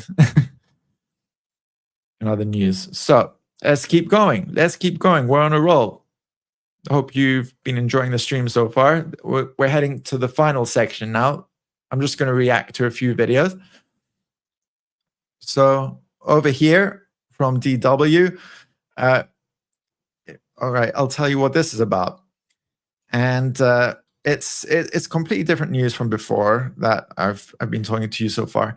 And it says the United Nations is warning that human trafficking into online scam compounds is accelerating at an alarming rate. Now, I take the UN with a grain of salt, but this is important. And they say an estimated 300,000 people are now being forced to work in cyber fraud operations across Myanmar, which used to be Burma, Cambodia, and Laos. According to the UN's International Organization for Migration, victims from more than 80 countries are being lured through fake job advertisements on social media, only to have their passports confiscated before being subjected to violence, threats, debt bondage, and in some cases, sexual abuse. Once trapped, they are forced to carry out romance scams, cryptocurrency fraud, and other online schemes targeting victims around the world. I've also heard about some Indian people in Dubai, and or maybe like Abu Dhabi or something like that, and their passports being revoked. But it also happens with human trafficking a lot. And the UN says the problem has evolved into one of the fastest growing forms of human trap, like I said, generating billions of dollars of transnational criminal networks while exploiting educated English-speaking workers who believed they were accepting legitimate jobs overseas. Although authorities have launched crackdowns in several countries, the scam compounds continue to expand, prompting the UN to call for greater international cooperation to dismantle the networks, prosecute those responsible, and provide better protection and support for victims who manage to escape. It's terrible. Right, let's move on.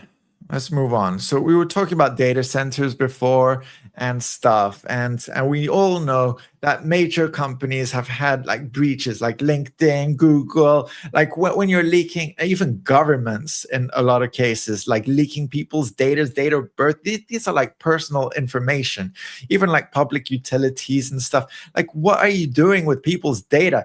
Like, you are completely irresponsible. Like, you talk about like censoring people and monitoring their chats.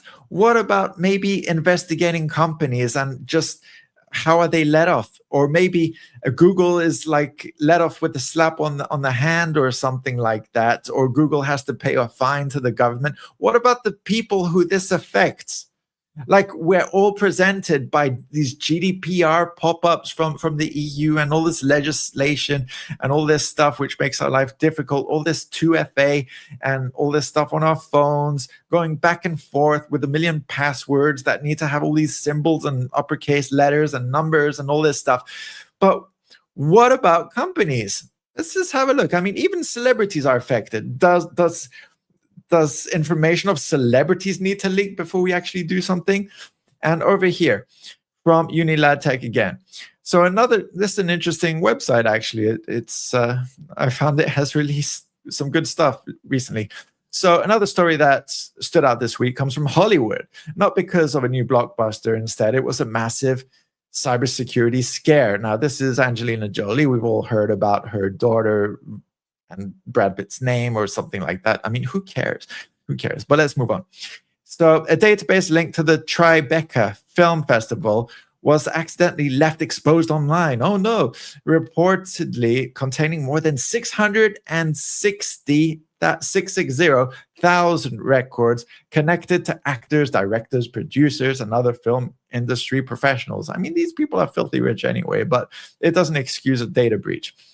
So some of the names reportedly linked to the exposed records include Angelina Jolie, Robert De Niro, Martin Scorsese, George Lucas, Michael Douglas, Rami Malek, the guy from iRobot, it's the hacker show, who was also Freddie Mercury, Sharon Stone, and Neil Patrick Harris, Doogie Howser. Yeah, I'm not saying How I Met Your Mother or The Smurf. Now, it's important. He's also a poker player, by the way, random. Now, it's important to point out this doesn't necessarily mean all their personal accounts were hacked.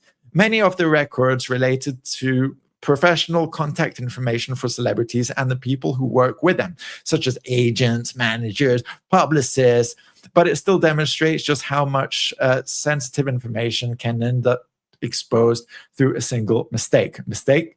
Mistake, or is it like Jurassic Park with the guy with the glasses, the hack thing? Anyway, according to cybersecurity researchers, the leaked data included email addresses, phone numbers, contact databases, and other business information spanning several years. Fortunately, investigators say there's currently no evidence that hackers accessed or abused the information before the database was secured. Even so, security experts warn that data like this can be incredibly valuable. It can be used for phishing attacks, impersonation scams, or highly targeted social engineering, where you pretend to be others, where criminals pretend to be trusted contacts in order to steal even more information. I mean, most of these hackers, it's not just the software, it's the emotional, the psychological bit to get other people, engineering, the social engineering aspect of it. It's not just remote engineering, it's the social engineering. For me, the story is another reminder that cybersecurity isn't just a problem for governments or giant technology companies. It's a problem for celebrities. Nah, I'm kidding. It's for everyone. If organizations connected to some of the biggest names in Hollywood can accidentally expose hundreds of thousands of records, it shows how fragile our digital world really is. In an age where almost everything is stored online, one simple security mistake can expose the personal information of thousands of people in an instant. So another piece of news over here, Johnson & Johnson, known for their baby powder and all this stuff. So this is actually from BBC News, even if it was reported on Yahoo Finance, and now it's on your ENDstream. So basically it says healthcare giant Johnson & Johnson has offered to pay up $5.5 billion to settle around 76,000 lawsuits claiming its talc-based baby powder caused ovarian cancer. The proposed deal, which still requires approval from at least 95% of claimants, follows years of legal battles and multiple failed attempts by the company to resolve the cases through bankruptcy. Johnson & Johnson continues to deny that its products cause cancer, saying it's settling to end the litigation rather than admitting liability.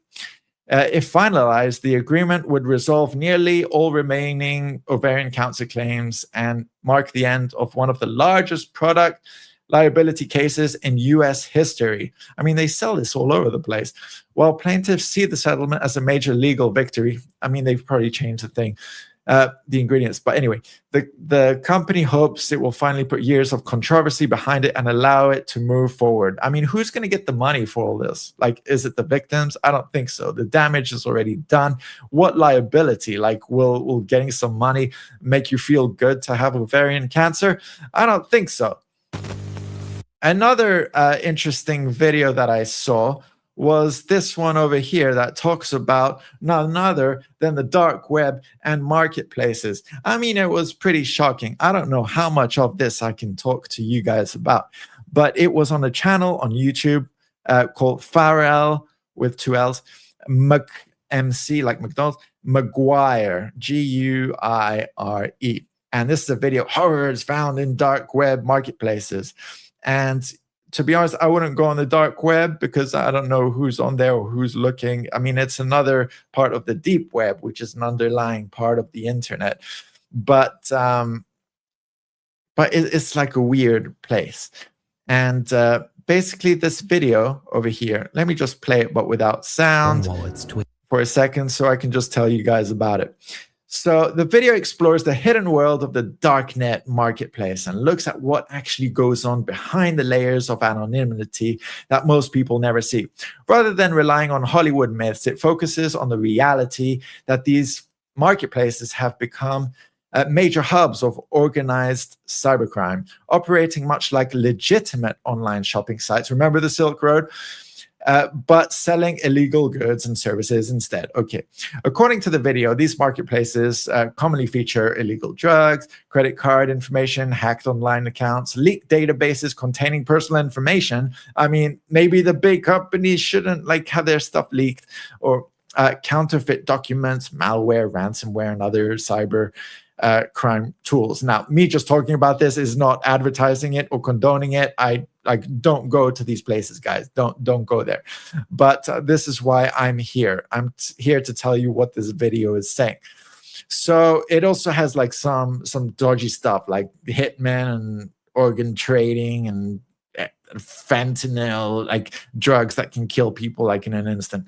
Many of these sites are surprisingly sophisticated, probably better than actual like normal sites, with especially the trade, like the auction house. Well, not auction house, I play too much World of Warcraft, but like trading and bidding and whatever, with seller profiles, customer reviews, and like on Amazon, you know, like 5 stars and all that, and reputation systems that allow buyers to judge who they can trust, features that make them resemble mainstream e-commerce platforms despite the illegal activity taking place. One of the video's biggest takeaways is the impact that these marketplaces reaches far beyond the people who use them. Whether a company suffers a major data breach, stolen usernames and passwords and other personal information, they can end up being traded in these underground markets. That means that ordinary people become victims without ever visiting the dark web themselves. Your information can be bought, sold, and used for identity theft, financial fraud, or account takeovers entirely behind the scenes.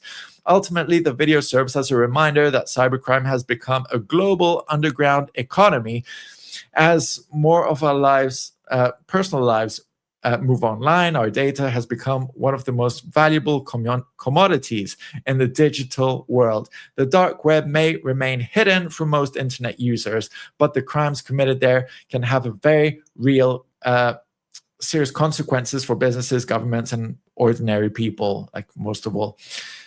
All right. So there's also something else that I wanted to talk about. Let me just talk about like call anonymity. Now, this isn't about this video, but I just wanted to bring it up.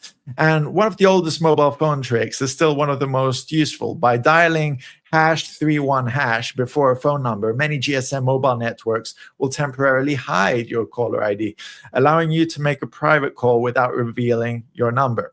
It's a feature built direct into the global mobile phone system, yet millions of people have never used it. There are a few catches, though. If you're calling from a traditional landline in the US or Canada, #31# won't work. Instead, you'll need to dial *67 before the number. And depending on your mobile carrier, particularly some budget prepaid providers or MVNOs. Caller ID blocking may be disabled entirely, meaning your number could still be displayed or the code may simply fault. Now, I don't know why you would want to call anonymously, but hey, it's kind of fun to see this thing still work. But before you start thinking this, before you start thinking it's anonymous, there's an important reality. The code hides your number from the person you're calling, but it does not make you invisible. The mobile carrier still knows who made the call, and emergency services such as police, ambulance, and fire departments are designed to completely ignore caller ID suppression. If you dial an emergency number, your identity and phone number can still be transmitted by this to dispatchers to help them locate and assist you. So while #31# is a handy privacy features for everyday calls, you can use it for your friends to like make a joke or something. It's far from a cloak of invisibility. Don't use it for bad stuff. And understanding what it can and can't do is just as important as knowing the code itself. Right, let's have a look at this.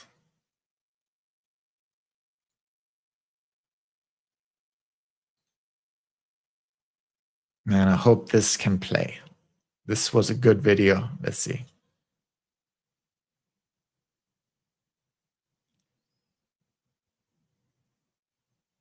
Oh man, come on. Why isn't it playing? Let me see. I'm trying to turn off ad blockers, see if it plays. All right, it's not opening up, but let me just try in another. Fuck just happened. Literally.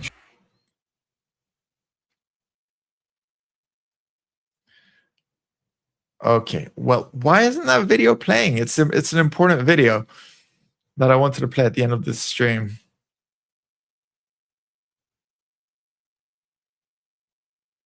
Let me close these.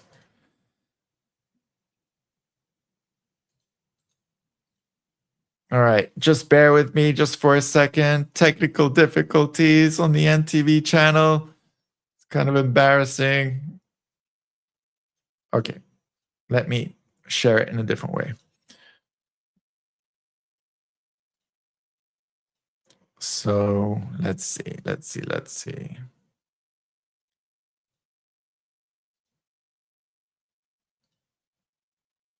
Over here. Sorry, we're having trouble playing this video. How convenient.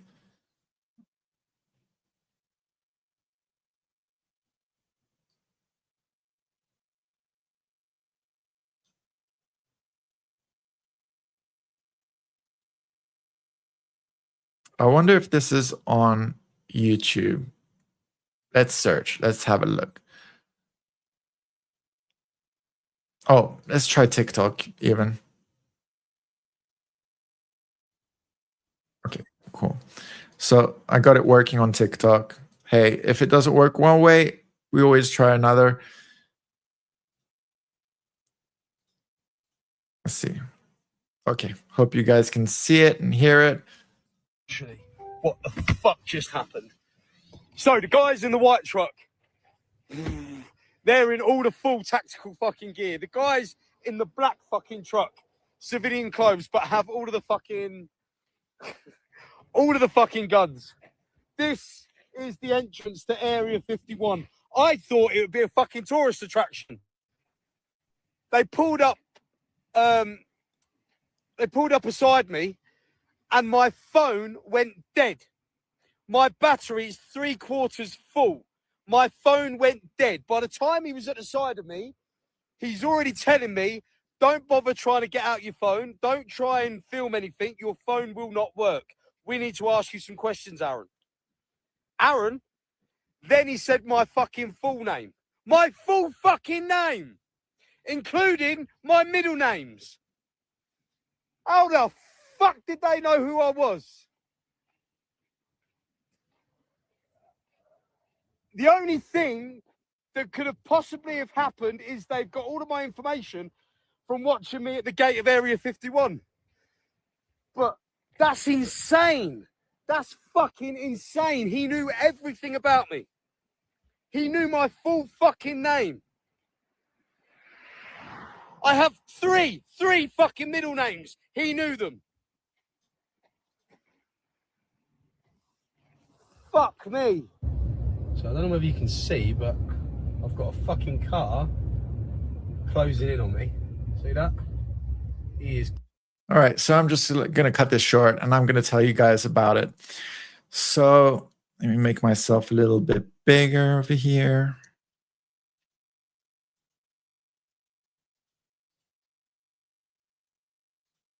All right, so this was a viral video filmed outside Area 51, and it reignited debates about the extraordinary security surrounding the secretive military base. In the footage, the visitor is warned that once he gets close to the restricted area, his phone could lose signal, stop working properly, and even suffer rapid battery drain. According to the video, that's exactly what happened, prompting widespread speculation that the military may use advanced electronic surveillance or communication denial technology. While there is no public evidence confirming the specific systems operating in Area 51, highly secured military installations are known to use sophisticated radio monitoring equipment, encrypted communications networks, radar systems, and electronic warfare capabilities. It's also worth noting that the remote Nevada desert has extremely limited cellular coverage, meaning a phone constantly searching for a signal can quickly drain its battery, even without any intentional interference. Perhaps the most intriguing claim came from security personnel, like when security personnel allegedly identified the visitor by his full name, including his middle names, even though he said that the rental vehicle he was driving was not registered in his own name. Like, this is important. He did not register it in his own name. If that claim is accurate, it naturally raises questions about how the identification was made. Well, I can guess it's triangulation, but hey, one technology often mentioned in these discussions is an IMSI catcher, with IMSI standing for International Mobile Subscriber Identity. And an IMSI catcher, sometimes referred to as Stingray, is a device that mimics a legitimate cellular tower, encouraging nearby phones to connect to it instead of a real carrier tower. I mean, this happens. Like, if you put hotspot on and you say you're a mall with Wi-Fi, then the person connecting to you thinking it's a mobile phone, well, you can kind of like connect back to them in a way. So once connected, it can identify nearby devices by collecting their unique IMSI numbers, as well as other identifiers such as the phone's IMEI, International Mobile Equipment Identity, in some configurations. It can also estimate a phone's location by measuring signal strength and determining which device is closest. Depending on the model, network generation, and legal authorization, some IMSI catchers can also relay calls and text messages through the real cellular network, potentially allowing limited interception or metadata collection. However, modern 4G and 5G encryption significantly reduces these capabilities compared to older networks. Despite these possibilities, there is no public evidence that Area 51 uses IMSI catchers or similar technology to identify visitors, and the US military has never disclosed to the full extent its surveillance systems. A much simpler explanation could be that the security personnel had access to other sources of information not shown in the video, or that additional details of the encounter were omitted. Regardless of the explanation, the incident has once again fueled fascination with the sophisticated security measures protecting one of the world's most secretive military facilities, where the line between proven technology and popular speculation is often blurred. And over here, let's have a look at this. No, this is not what I wanted to say first. Give me a second. Let me just get the link.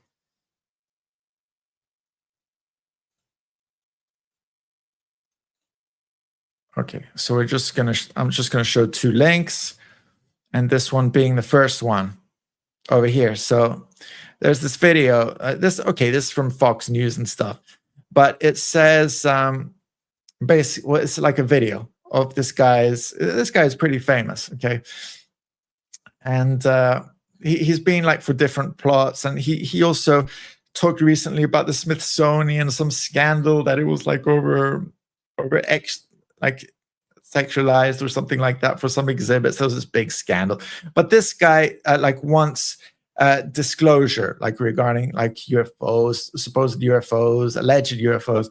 I have to be careful what I say. So Republican Tim Burchett says a recent 2-hour Pentagon meeting strengthened his belief that the U.S. government is hiding the truth about UFOs. The Tennessee congressman claimed a deep state of unelected officials is blocking Congress, the public, and even senior leaders from accessing classified UAP, is the new word for UFOs, information, arguing that the real disclosure is being suppressed. Burchett also alleged that military personnel who reported unexplained aerial encounters were discouraged from speaking out through career threats and intimidation.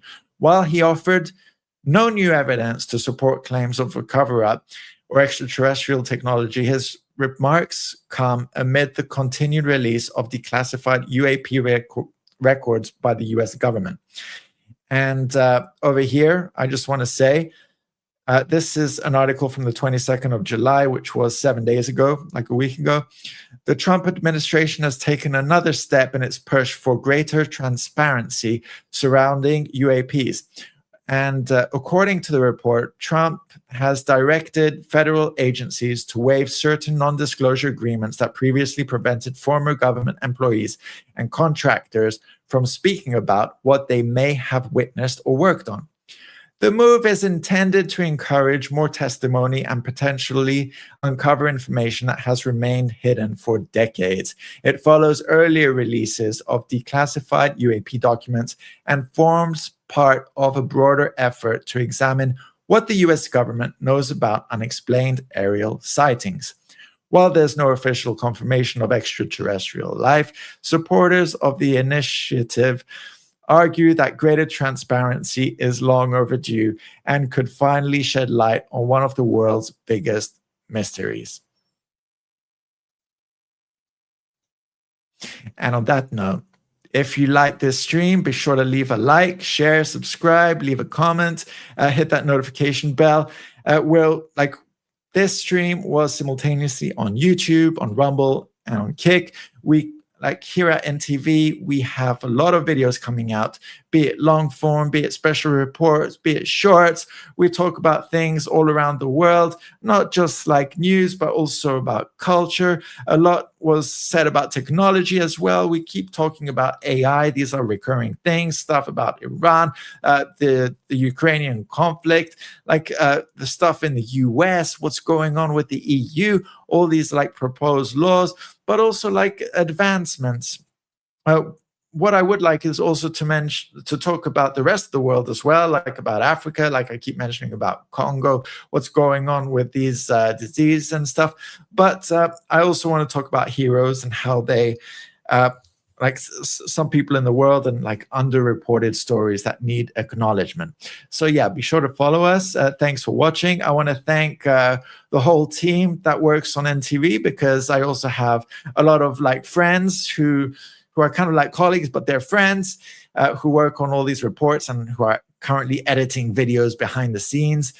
And I also want to say to my co-host Bird, to have a great recovery, because he's going through some health stuff, and you know we're all backing each other up, all supporting each other, and I think we should support each other as people in the world, and we should stand up for what is right and say things how they are. So, for example, like I report on what all these articles and videos and other people, like not just in the mainstream, but also like alternative media, what they report on. But I also, throw in my opinions from time to time. And I would like you to also, use your own critical thinking. It goes without saying. So thanks for watching the end stream. And this was NTV.